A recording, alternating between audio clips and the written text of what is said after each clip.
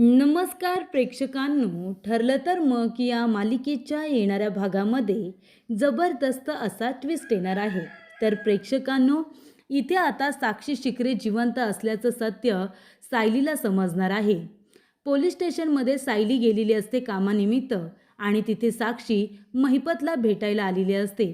तेव्हा साक्षीच्या चेहऱ्यावरती असलेला मास्क इथे आता सायली काढून टाकते आणि साक्षी जिवंत आहे त्याचबरोबर 3 खुलासेसुद्धा करते. त्याचबरोबर प्रेक्षकांनो, साक्षी शिकरे जिवंत असल्यामुळे तिला पुन्हा अरेस्ट केलं जातं. साक्षी जेलमध्ये गेल्यानंतर अजून एका सत्याचा उलगडा होतो.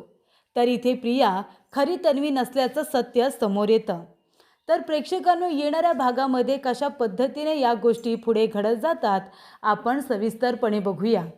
तर प्रेक्षकांनो, प्रियाला आता नागराजने सांगितलेलं असतं की तू साक्षीला जाऊन भेट आणि तिला जाऊन सांग की तुझं ज्या व्यक्तीवरती जीवापाड प्रेम आहे ना, तो सचिन दीक्षित हा अस्मिताचा नवरा आहे.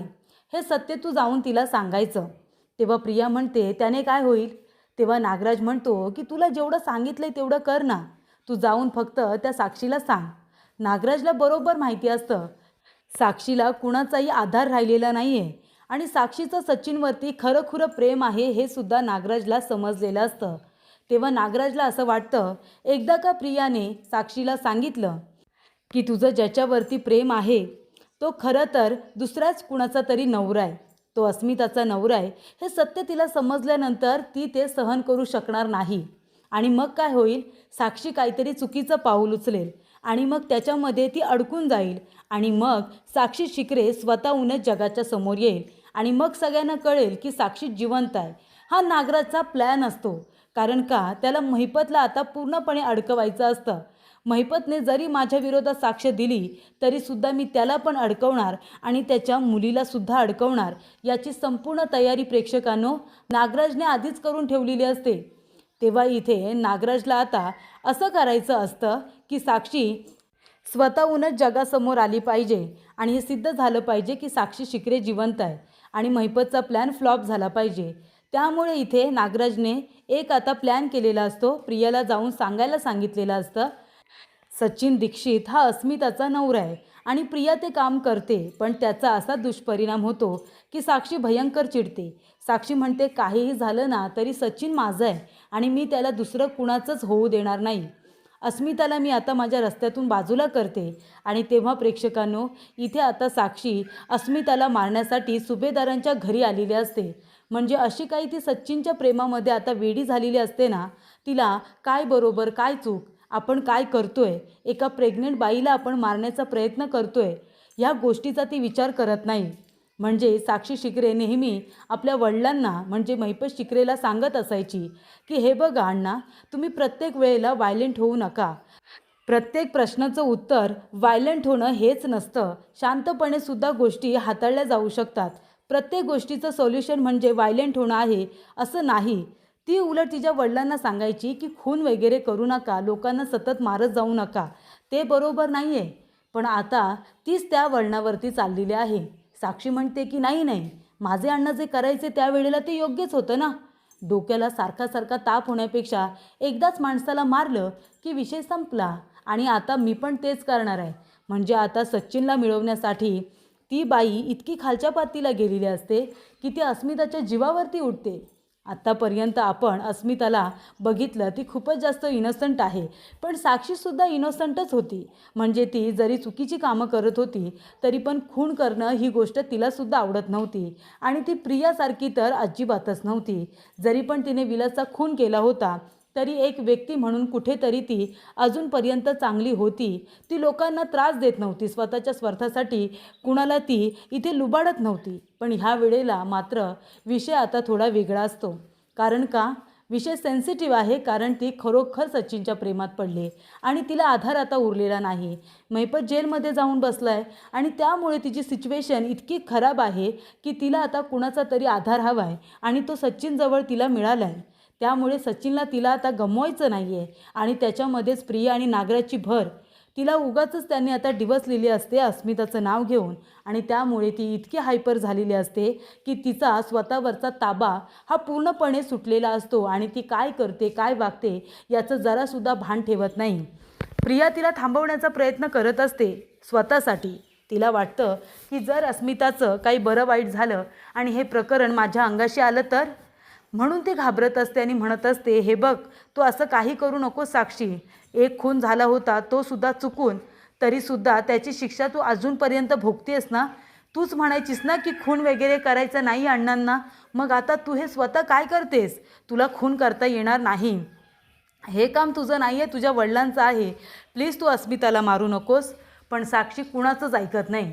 ती उलट प्रियाला म्हणते की जर तू मला हे काम करण्यापासून अडवलंस ना तर मी हे सगळं प्रकरण तुझ्या अंगाशी आणेन. मी अर्जुन सायलीला हे पटवून देईन की तू अस्मिताच्या जीवावरती उठली होतीस, तू अस्मिताला मारण्याचा प्रयत्न केला होतास. मग चालेल का तुला, सांग बरं. तेव्हा प्रेक्षकांनो इथे प्रिया म्हणते, नाही नाही मी काही नाही केले, मला काय करायचं आहे, तुला काय करायचं आहे ते तू कर. तेव्हा इथे आता साक्षी म्हणते मग तोंड बंद ठेवायचं आणि साक्षी अस्मिताच्या रूममध्ये जाऊन तिच्या तोंडावरती उशी दाबून तिला मारण्याचा प्रयत्न करते. तेव्हा तिथे अस्मिता कशी बशी उशी बाजूला करते, अर्जुनला जोरजोरात हाका मारते. अर्जुन सायली किचनमध्येच असल्यामुळे ते दोघेजण योग्य वेळेवरती अस्मिताच्या रूममध्ये पोहोचतात. तिथून आता साक्षी पळून जाण्याचा प्रयत्न करत असते आणि तेव्हाच प्रेक्षकांनो सायली आता जाते आणि त्या साक्षीला पकडण्याचा प्रयत्न करते. साक्षीच्या तोंडाला मास्क लावलेला असतो पण तिचे डोळे दिसत असतात. तेव्हा साक्षीचा पूर्णपणे चेहरा बघण्यासाठी ती तिच्या चेहऱ्यावरचा मास्क खाली करण्याचा प्रयत्न करत असते. पण इथे साक्षी जोरात सायलीला धक्का देते आणि तिला बाजूला करते आणि पळून जात असते. तेव्हा अर्जुन अस्मिताकडे जातो. ती बेशुद्ध झालेली असते, तिला बघण्यासाठी जातो आणि आपल्या आईवडिलांना अश्विनला जोरजोरात हाका मारून बोलावून घेतो. तेव्हा प्रेक्षकांनो इथे आता सायली साक्षीला पकडण्यासाठी गेलेली असते पण साक्षी तिला धक्के देऊन जात असते. तेव्हा इथे सायलीने साक्षीचे ते डोळे अगदी व्यवस्थितरित्या बघितलेले असतात, म्हणजे इतके व्यवस्थित बघितलेले असतात की तिला डोळे बघूनच असं वाटतं या व्यक्तीला मी कुठेतरी बघितलं आहे. आणि तेव्हा साक्षी सायलीला धक्का देऊन दारातून पळून जाते. तेव्हा प्रेक्षकांनो एक गोष्ट आता सायलीला कळत नाही की मेन दरवाजा तर मी बंद केला होता, मग मेन दरवाजा आतून उघडलाच कसा, असा प्रश्न आता सायलीला पडलेला असतो. तेव्हा इथे आता अस्मिताला व्यवस्थित केलं जातं, अस्मिताला शांत केलं जातं. अस्मिता आता रूममध्ये एकटी झोपणार नाही, ती आता आमच्या रूममध्ये झोपणार असं कल्पना म्हणते आणि कल्पना माझ्याबरोबर आता अस्मिता तू झोपायचं असं सांगितलं जातं, नाहीतर मी अस्मिताबरोबर खाली येऊन झोपेन, तिला इथे जिने चढायला उतरायला त्रास होईल म्हणून अशा पद्धतीचं व्यवस्थित असं प्लॅनिंग करण्यात आलेलं असतं. आणि तेव्हा प्रेक्षकांनो इथे आता अस्मिताची काळजी घेण्यासाठी तिला आता कल्पना म्हणत असते की तू एकटी झोपायचं नाही, मी आणि बाबा आम्ही दोघेही तुझ्या रूममध्ये झोपणार असं सांगण्यात आलेलं असतं. तेव्हा प्रेक्षकांनो इथे आता अस्मिताचा जीव धोक्यात आलेला असतो साक्षीच्या ह्या चुकीच्या एका निर्णयामुळे. आणि आता तिच्या पोटात बाळ आहे, त्याला काहीतरी इजा होऊ शकतात याचासुद्धा विचार त्या मुलीने केलेला नसतो. तेव्हा प्रेक्षकांनो सगळं काही शांत होतं आणि मग इथे सायली म्हणते पण मला एक गोष्ट कळत नाही आहे, जी कुणी इथे व्यक्ती आली होती ना ती मुलगी होती, तो मुलगा नव्हता. तेव्हा प्रताप काका म्हणतात पण आपल्या अस्मिताची आता कुणाचं वैर असणार आहे, तिच्या जीवावरती का कुणी उठेल, ती तर बिचारी बाहेरसुद्धा जात नाही. तेव्हा सायली म्हणते की बाबा तो पुरुष नव्हता, ती कुणीतरी मुलगी होती, मी तिला व्यवस्थित बघितलं, ती मुलगीच होती जी अस्मिता ताईंवरती हल्ला करायला आली होती. तेव्हा अर्जुन म्हणतो ती मुलगी होती मग ती इथे कशी काय आली, अस्मिताई बरोबर तिचं काय वैर असणार आहे. तेव्हा अर्जुन म्हणतो की ही सचिनची गर्लफ्रेंड तर नसेल ना, जिच्याबरोबर सचिनचं अफेअर सुरू आहे ती मुलगी तर नसेल ना जी अस्मिताईच्या जीवावरती उठली असेल, बाकी अस्मिताईचं कुणाजवळ काय वैर असणार आहे. तेव्हा इथे सायली म्हणत असते की बरोबर बोलताय तुम्ही, कदाचित सचिन भाऊजींबरोबर ज्या मुलीचं अफेअर सुरू आहे तीच मुलगी ही असू शकते. तेव्हा प्रेक्षकांनो इथे आता सायली म्हणत असते पण एक गोष्ट मला कळत नाही आहे, ती जी कुणी ही मुलगी असेल ती मेन दरवाजातून आतमध्ये आलीच कशी, दरवाजा तर मी बंद केला होता, मी स्वतः कडी लावली होती, मग तो दरवाजा तिने उघडला कसा, आतून कडी लावल्याशिवाय मी कधीही झोपत नाही, मी कडी लावली नेहमीप्रमाणे आणि मग मी रूममध्ये गेले होते, मग ती मेन दारातून आतमध्ये आलीच कशी. तेव्हा प्रेक्षकांनो इथे आता सायलीला प्रियावरती संशय आलेला असतो. तेव्हा प्रिया घाबरते म्हणते, नाही आहे, मी काही केलेलं नाही आहे, मी तर झोपले होते. सायली म्हणते, मी काही बोलले का तुला? तेव्हा प्रिया म्हणत असते, मग माझ्याकडे तू असं का बघतेस? तेव्हा अश्विन म्हणतो, 1 मिनिट, तर मी माझ्याबरोबर रूममध्येच होती, मला माहिती होतं ती माझ्यानंतर इथे आली आहे. तेव्हा इथे सायली म्हणते, पण मग दरवाजा उघडला कुणी? जी कुणी व्यक्ती असेल ते आतून दरवाजा तर उघडू शकत नाही. तेव्हा प्रेक्षकांनो, इथे आता सायलीला प्रियावरती सुद्धा संशय आलेला असतो. त्यानंतर अस्मिताची सगळेजण व्यवस्थित काळजी घेत असतात. अस्मिताला हॉस्पिटलमध्ये नेऊन चेक करण्यात येतं. बाळ वगैरे सुखरूप असतं असं सांगण्यात येतं. तेव्हा अस्मिता रिलॅक्स झालेली असते, पण मनामध्ये तिच्या सतत भीती असते की ती मुलगी माझ्या जीवावरती का उठली, म्हणजे याचा अर्थ ती खरोखर सचिनची गर्लफ्रेंड आहे आणि म्हणूनच ती माझ्या जीवावरती उठली. तेव्हा प्रेक्षकांनो, इथे आता सायली तिला नाश्ता वगैरे देऊन ती कामानिमित्त बाहेर निघालेली असते. तेव्हा सायली इथे पोलीस स्टेशनला जाणार असते इन्स्पेक्टर सावंत यांना भेटायला, कारण तिला पुन्हा त्या साईडवरती जायचं असतं ज्या साईडवरती रमेश काम करत असतो. पण या वेळेला तिला पोलिसांची मदत लागणार असते. तेव्हा ती पोलीस स्टेशनला गेलेली असताना त्या ठिकाणी आता घाबरलेली साक्षी आपल्या वडिलांना महिपतला भेटायला आलेली असते वकील म्हणून. तेव्हा ती पुन्हा इथे विशाखा बनून आलेली असते. तर ॲडव्होकेट विशाखा अशी बनून आल्यानंतर इथे पोलिसांना तिच्यावरती संशय असतो आणि जेव्हा तिथे साक्षी आता येते ना, तेव्हा तिचे डोळे इथे तिने ओळखलेले असतात सायलीने. सायली साक्षीचे डोळे बघते आणि म्हणते की हे डोळे मी एकदा नाही दोनदा नाही बऱ्याच वेळा बघितलेले आहेत आणि ही मुलगी नक्कीच कुणीतरी चुकीची आहे. जर महिपतकडे आता फोनच नाही आहे तर मग हा वकील नक्की आलाय तरी कोण? तेव्हा प्रेक्षकांनो, लगेचच इथे विशाखा म्हणजे समीरा शेखर साक्षी आपल्या तोंडाला मास्क लावते. सायलीला बघितल्यानंतर सायली तिच्याकडे दुर्लक्ष करते आणि जेव्हा इथे साक्षी महिपतला भेटून सांगत असते की कशा पद्धतीने तिने अस्मिताला मारण्याचा प्रयत्न केला होता आणि तिथून ती आता बाहेर पडत असते, तेव्हा सायली तिला पकडते आणि तिच्या तोंडाचा मास्क खाली करते. तेव्हा तोंडाचा मास्क खाली करत असताना सायलीच्या हाताला तिच्या चेहऱ्याचा मेकअप लागलेला असतो. जो तिने चेहरा काळा काळा केलेला असतो तो सगळा मेकअप तिच्या हाताला लागतो आणि ती म्हणते, अच्छा, म्हणजे असा मेकअप करून तुझा खरा चेहरा लपवण्याचा प्रयत्न करतेस का साक्षी शिखरे? तेव्हा इथे साक्षी म्हणते, कोण आहात तुम्ही? मी तुम्हाला ओळखत नाही, तुम्हाला कळलं का? तेव्हा ती म्हणत असते, तुम्ही मला जरी ओळखत नसलात ना तरीसुद्धा मी तुम्हाला अगदी व्यवस्थित ओळखते. तेव्हा ती आपला रुमाल घेते आणि साक्षीचा चेहरा पुसण्याचा प्रयत्न करते. साक्षी पळून जात असते, पण ह्या वेळेला पोलीस स्टेशनमध्ये असल्यामुळे इथे आता पोलीस साक्षीला पळू देत नाही.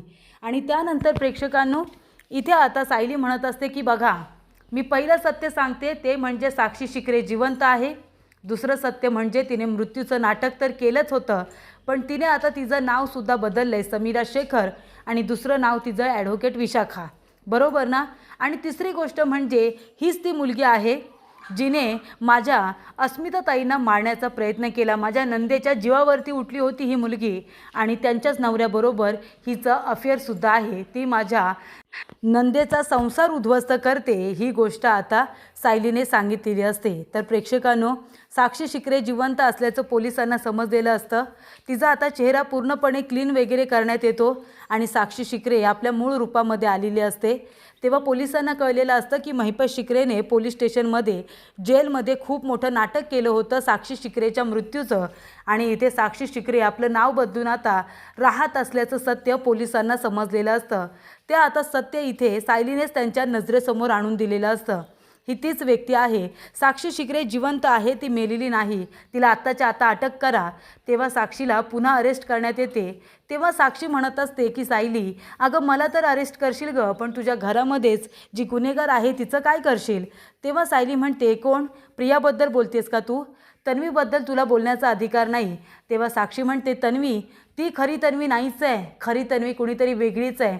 ती प्रिया मधुकरच आहे आणि ती प्रिया मधुकरसुद्धा नाही, तिचं वेगळंच नाव आहे. पण ते मी तुला सांगणार नाही, पण एक गोष्ट तुला सांगते, ती खरी तन्वी नाही आहे.